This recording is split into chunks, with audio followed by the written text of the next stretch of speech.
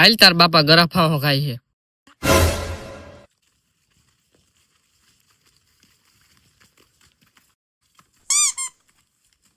અરે કાકા આવી જાતી જિંદગી આવું પગલું ભરાય? હા બાપા, મારાથી હું ભૂલ થઈ ગઈ, તમે આવું કરો હતી. અરે દીકરા એવું કઈ નથી, જોને લગ્ન કરવાનું કહું તો આ ના પાડે હે. હેલા તને શું વાંધો હે? હેલા લગ્ન કરી લે ને, તારા બાપા તારા હાટુ કેટલું વિચારે હે. એલા ભાઈ, ઈ તને ખબર ના હોય. જોજો બટા, જે હું કહું તે આમ જ કરે.